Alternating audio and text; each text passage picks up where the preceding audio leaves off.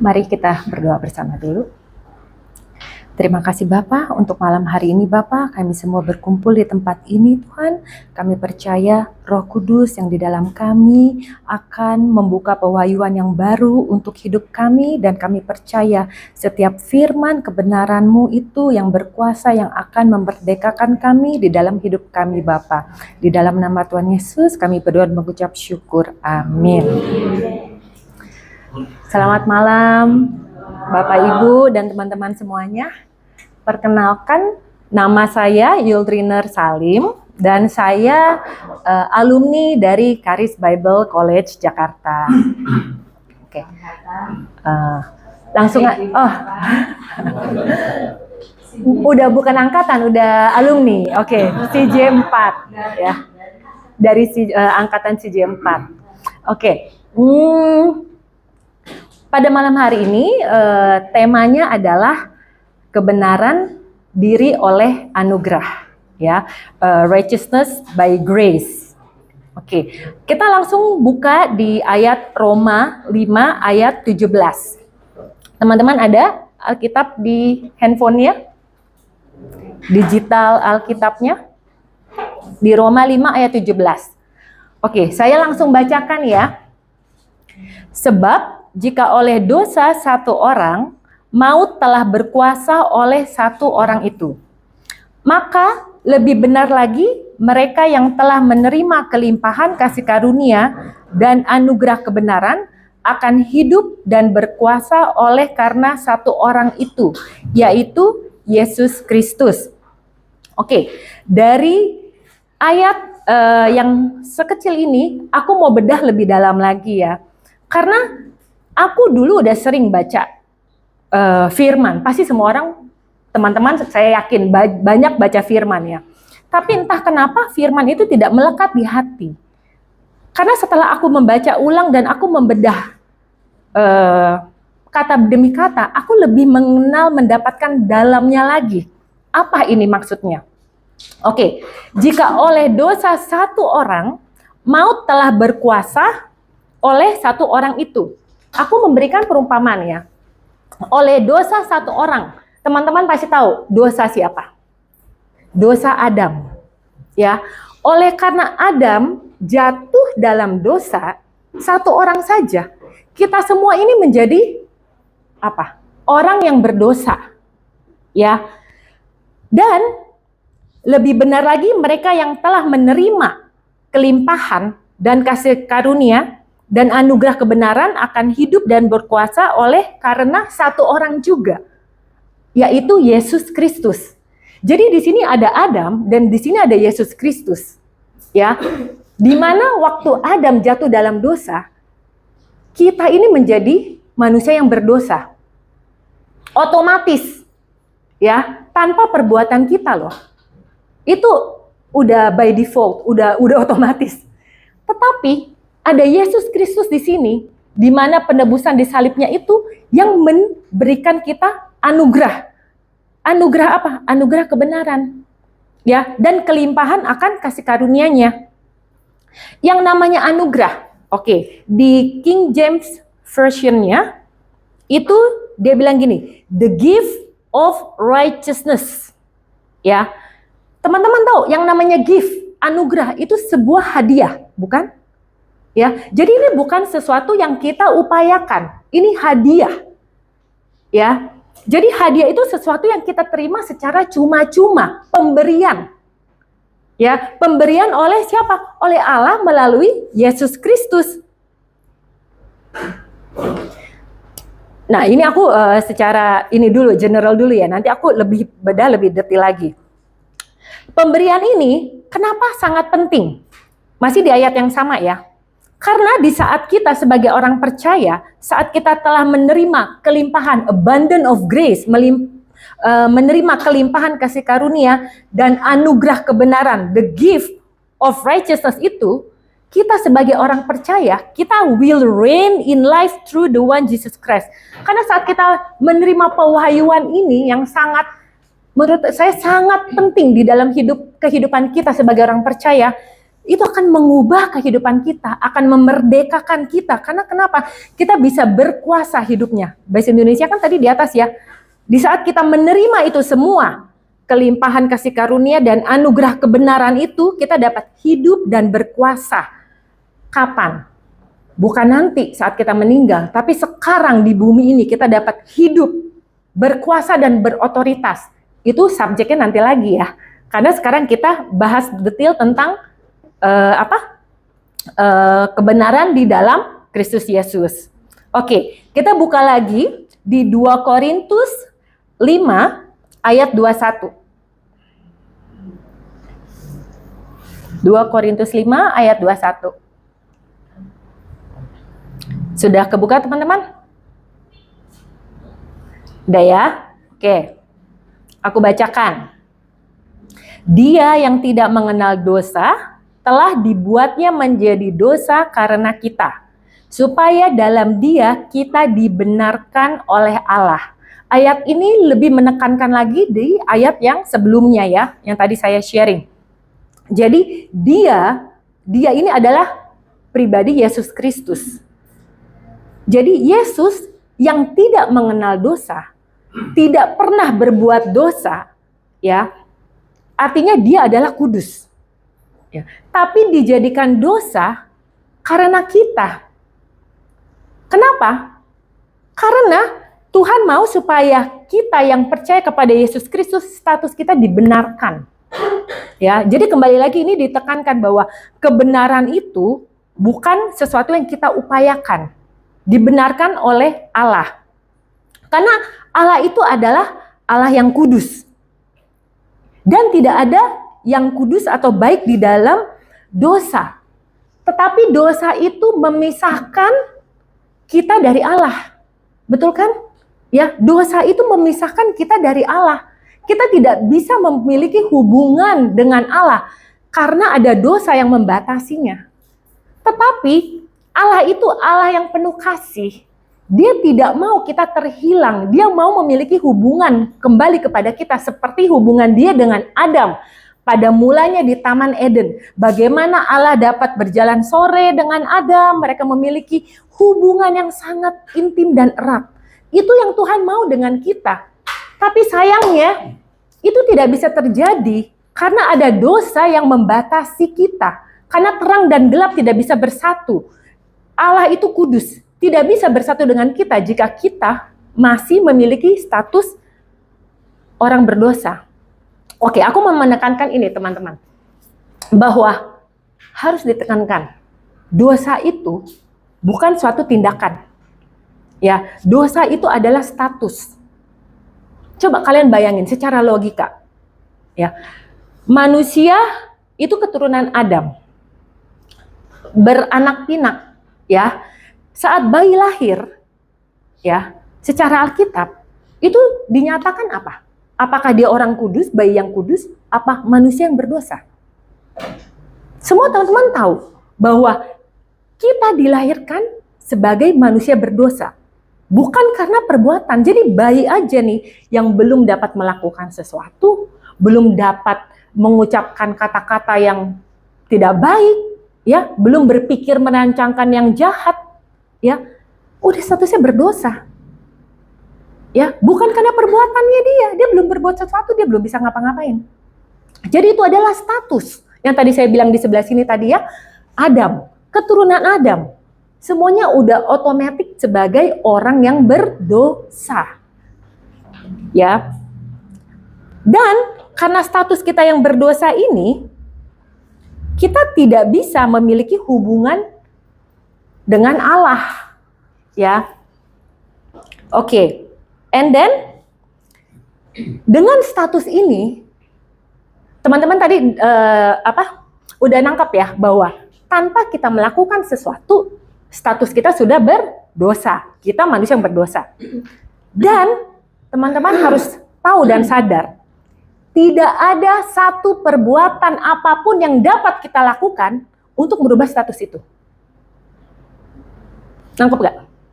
Nangkep ya? Jadi karena status kita orang berdosa, kita belum ngelakuin apapun, udah berdosa. Apakah teman-teman berpikir, kita dapat melakukan, mengupayakan sesuatu sehingga status kita berubah? Tidak akan mungkin. Kita belum melakukan dosa aja kita sudah berdosa. Apakah kita melakukan sesuatu yang baik? Ya, misalnya rajin ke gereja, perpuluhan rajin, melayaninya all out, ya kan? Sering membantu orang yang susah. Apakah dengan perbuatan ini bisa membuat kita statusnya berubah menjadi orang kudus? Sangat tidak bisa. Ya, karena tanpa melakukan pun kita sudah berdosa. Kita mengupayakan bagaimanapun tidak merubah status kita. Akhirnya banyak sekali orang percaya ya, karena melakukan, mengupayakan, akhirnya feel apa? Burn out, merasa capek. Ya, oke. Jadi hanya Yesus adalah satu-satunya jalan. Ya, yang untuk menyelamatkan kita dari mana? Dari dosa kita dan membuat kita menjadi benar diri di hadapan Allah. Jadi kuncinya cuma satu, salib Kristus. Itu karya yang terbesar yang pernah Allah ciptakan dengan hikmatnya untuk apa? Untuk kita semua orang berdosa ini untuk dapat kembali memiliki hubungan yang baik kepada Tuhan dan memiliki kita status yang dibenarkan di mata Allah. Jadi ini kembali lagi loh, kebenaran ini juga bukan perbuatan kita tapi status. Status apa? Kita ini orang yang dibenarkan. Bukan orang yang benar. Kalau kita orang yang benar, artinya kita masih mengupayakan kebenaran itu dari kita sendiri. Jadi kebenaran di dunia ini ada dua kebenaran. Kebenaran diri sendiri dan kebenaran oleh anugerah dari Yesus Kristus. Ada dua itu. Nah, tetapi teman-teman sudah tahu bahwa kebenaran dari diri kita sendiri itu tidak akan menyelamatkan kita dan tidak akan menjadikan kita orang benar. Tetapi kebenaran yang diberikan karena apa yang telah Yesus tanggung di kayu salib, ya, itu yang akan memberikan kita status kebenaran dari kebangkitannya. Jadi waktu Yesus mati di kayu salib, itu ada darah yang ditumpahkan. Darah yang ditumpahkan itu untuk hanya pengampunan. Hanya pengampunan saja. Ada di ayat ini ya. Roma 4 ayat 25. Teman-teman buka di Roma 4 ayat 25. Oke, saya bacakan ya. Yaitu Yesus yang telah diserahkan karena pelanggaran kita dan dibangkitkan karena pembenaran kita. Jadi karya salib Yesus itu ada dua fase. Fase dia diserahkan, disalibkan, darah tertumpah, dan ada fase dia dibangkitkan. Jadi waktu darahnya tertumpah, itu adalah korban pengampunan. Untuk pengampunan apa? Dosa kita. Tetapi saat dia bangkit, kebenaran dianya lah yang diberikan untuk kita. Ya, jadi teman-teman harus penting. Ini sesuatu kesatuan yang sangat penting. Ya, karena jika hanya pengampunan saja Yesus mati, kita diampuni, artinya equal ya. Jadi kita orang berdosa dan kamu sudah diampuni, artinya kamu equal, artinya zero. Nggak minus. Kalau kita orang berdosa kan kita minus. Nah, kamu diampunin, artinya zero, netral ya. Tetapi saat kebangkitannya, kebenaran Yesus itu diberikan kepada kita. Kenapa dibilang kebenaran diberikan kepada kita? Karena Yesus itu posisinya waktu dia dikorbankan di salib, dia itu dalam posisi tidak berdosa, tidak bercelah, tidak bercacat.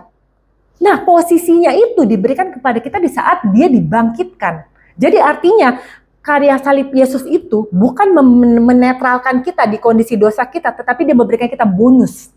Ya, it's abundant. Kalau Tuhan itu memberikan kita, harus ingat, tidak pernah segini, pas-pasan, equal. Tuhan itu selalu memberikan abundance.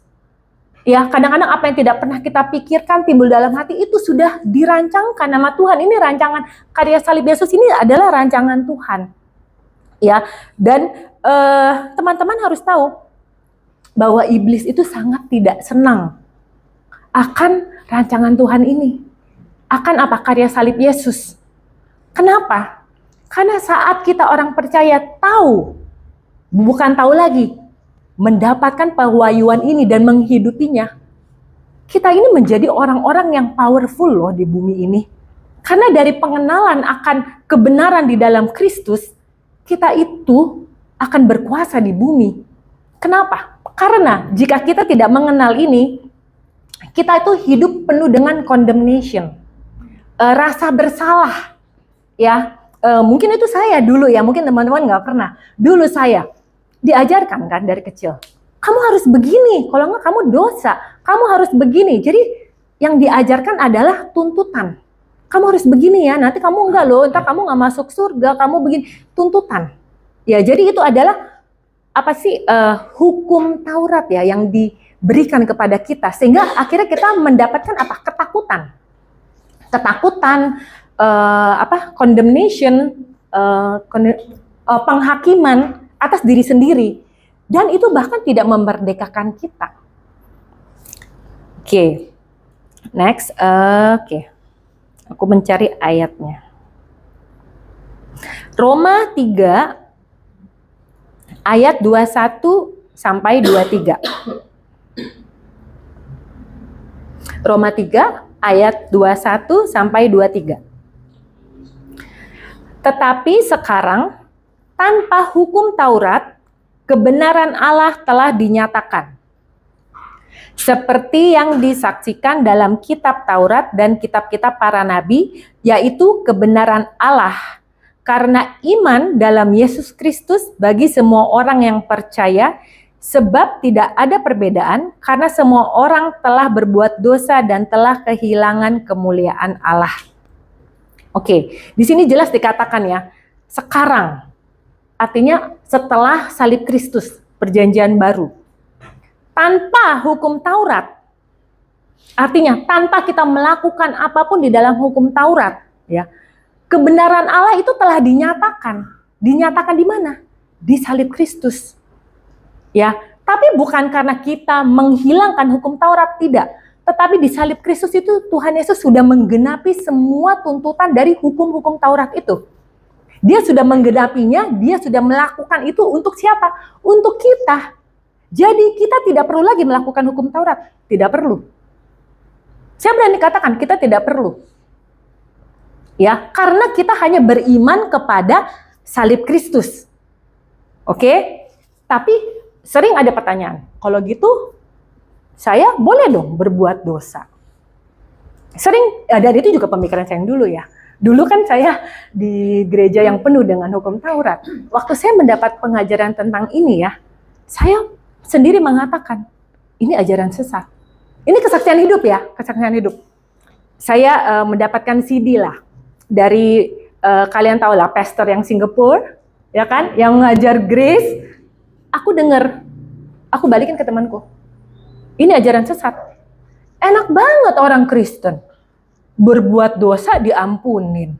Saya pikir dulu begitu ya. Kalau gitu gini aja, saya minta Tuhan, ampun Tuhan, malam ini saya clubbing, saya minum gini-gini. Kan dosanya udah hilang, besok saya lakuin lagi aja. Ya kan, mana ada orang Kristen hidup seperti itu. Itu saya dulu. Tapi saat saya mengenal kasih Allah yang sempurna untuk kita, dan saya mengalami kebenaran Allah di dalam hidup saya mengenal. Tahu nggak saudara? Saat kita menghidupi status kebenaran itu, kita otomatis tidak akan menyukai perbuatan dosa. Itu otomatis keluar dari dalam. Jadi bukan kita mengupayakan, gua nggak mau clubbing malam ini, gua nggak mau ini. No, karena saat kita mengupayakan, teman-teman tahu nggak ujungnya apa? Kita akan jatuh dan kita akan melakukan. Itu loh. Ya, jadi saat saya mengenal kebenaran ini dan itu saya dari dalam buahnya keluar, bahwa saya tahu, saya ini orang yang dibenarkan. Kalau saya orang yang dibenarkan dan status saya orang benar, saya nggak akan melakukan hal itu. Dan Roh Kudus pun di dalam hati saat kita melakukan hal-hal yang tidak benar, hati saya akan gelisah. Ya, dan kesaksian. Nah, terus terang ya, di waktu saya di Charis, tahun pertama pun saya masih suka, ya kan? Tapi ini kesaksian juga benar.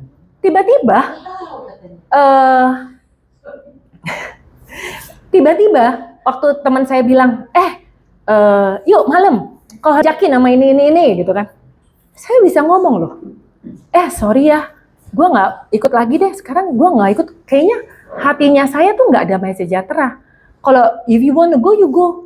Tapi I nggak akan ikut. Ini kesaksian hidup saya. Itu otomatis. Saat saya di Charis level 1, saya belajar tentang ini. Kebenaran akan diri Allah atas kita, ya, itu otomatis. Ya, jadi kita tidak mengupayakan, enggak, ujungnya akan jatuh. Ya, makanya manusia itu yang mengupayakan itu jatuh bangun ya kan. Saat dia mengupayakan, wah, berhasil. And then ujungnya apa? Dia bangga dengan keberhasilannya. Saya bisa. Ternyata besok jatuh. Ya, tapi saat kita tahu bahwa Tuhan, saya itu orang yang berdosa. Ya, saya butuh salib Kristus, saya butuh kebenaran-Mu Tuhan, Yesus Kristus. Itulah yang membuat kita itu menjadi orang benar dan buahnya itu akan keluar. Ya, jadi ini balik lagi bahwa hidup kita akan berubah di saat kita mengenal kebenaran firman yang benar-benar benar diaplikasikan dan kita mendapatkannya secara benar. Oke, dan ini tadi kan saya bahas ya, tanpa hukum Taurat kebenaran Allah telah dinyatakan seperti yang disaksikan dalam kitab Taurat dan kitab-kitab para nabi, yaitu kebenaran Allah karena iman dalam Yesus Kristus bagi semua orang yang percaya. Jadi teman-teman harus pasti ingat kejadian di Perjanjian Lama. Di saat bangsa Israel mau dikeluarkan dari Mesir. Ya. Itulah yang terakhir itu yang menjadikan malam Passover ya. Itu kan Tuhan bilang kepada Musa, "Oke, tolong bilang ke umat Israel, siapkan anak domba atau kambing tapi yang tidak bercela dan tidak bercacat." Itu melambangkan apa? Tuhan Yesus Kristus yang tidak bercela dan tidak bercacat ya. And then apa? Dia bilang, darahnya kamu taruh di ambang pintu, ya, di 2 pintu dan atas.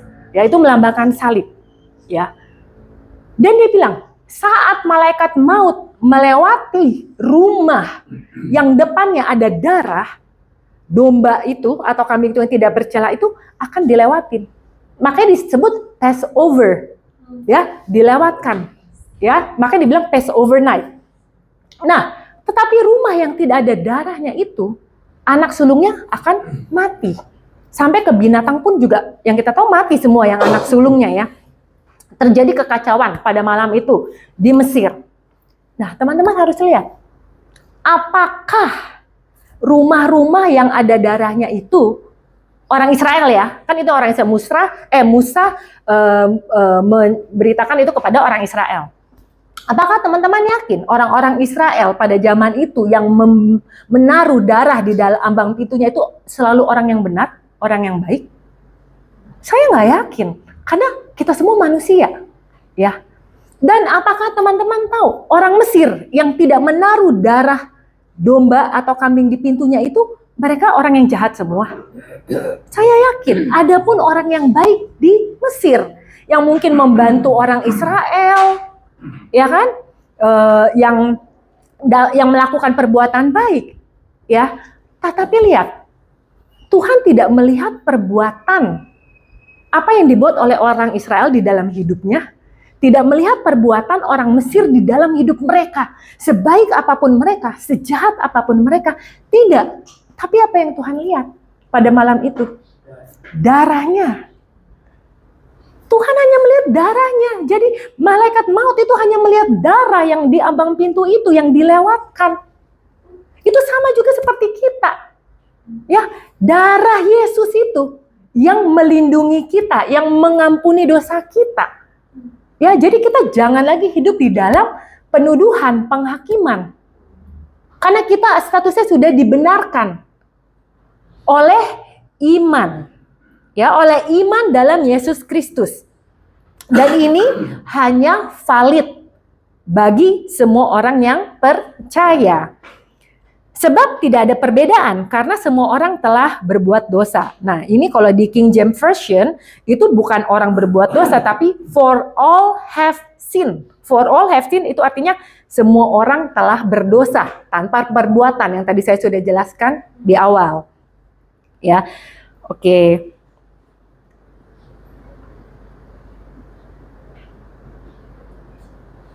Jadi prinsip kehidupan kita sebagai orang Kristen adalah kita hanya beriman kepada siapa? Kepada Yesus Kristus. Karena dia satu-satunya jalan kebenaran dan hidup. Ya, jadi apa ya? Kita hidup ini bukan lagi untuk mengupayakan hukum Taurat. Kita hidup bukan lagi untuk mengupayakan kebenaran, tapi kita hidup beriman. Dan saat kita beriman kepada Yesus Kristus, saya yakin teman-teman akan membuahkan apa? Kebenaran. Ya, teman-teman akan membuahkan perbuatan baik dan sebagainya. Dan saya yakin hidup saudara nggak akan burn out. Masalah tetap akan datang. Selama kita di bumi, kita tidak akan terlepas dari masalah. Masalah itu kan pasti tetap ada, ya. Tetapi kita dapat menghadapi setiap masalah apapun itu dengan status kita yang sudah dibenarkan ini. Oke.